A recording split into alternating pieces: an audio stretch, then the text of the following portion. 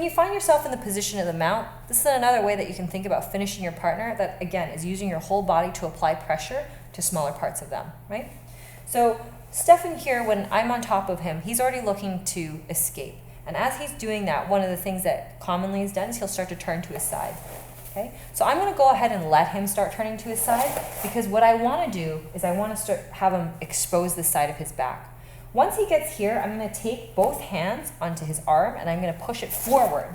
When I push it forward, I'm going to drop my chest behind his shoulder blade. Once I've dropped my chest behind his shoulder blade, I have my other hand out here posted to help give me a little bit of strength to push into him.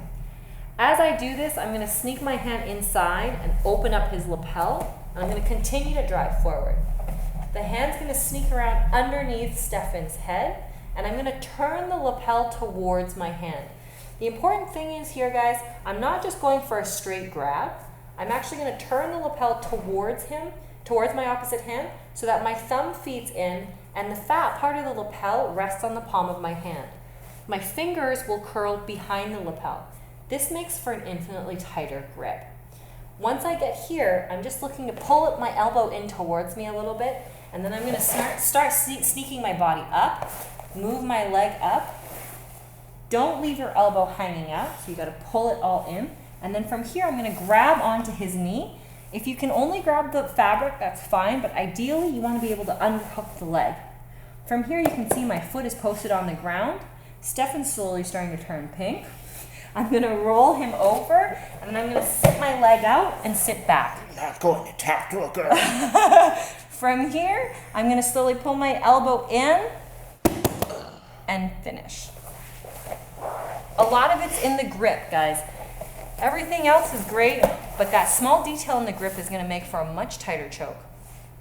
From a different angle, if you were to do this, let's just look at the grip again. So I'm here, I want my partner to start escaping, I'm going to let him move. So if you notice, I actually let him bounce me up and I followed his body movement so that I could actually get my knee off the ground and tuck my foot in.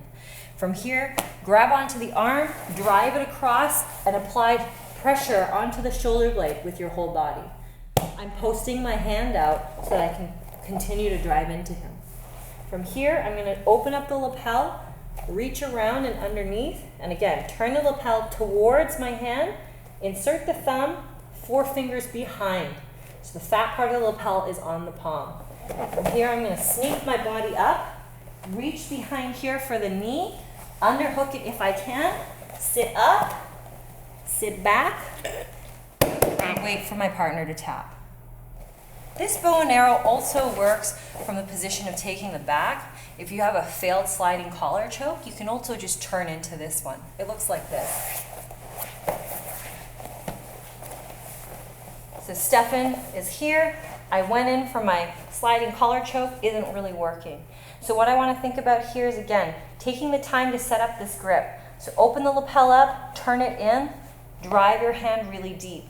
Then from here, if I can't finish this, I ripped my hand off, that's fine. I'm going to go ahead and use this momentum to pull his body towards my elbow, and I'm going to grab his knee as I come here. From here, I'm going to go ahead and sit my body up and finish. That changing grip makes such a difference. That's something I didn't know before. I'm kind of loath to share this technique because that's awesome. Yeah, it's a great little detail. And again, this is something else that I learned very recently. I've been using it for the last year or two, and I find that it's made my chokes 10 times more successful.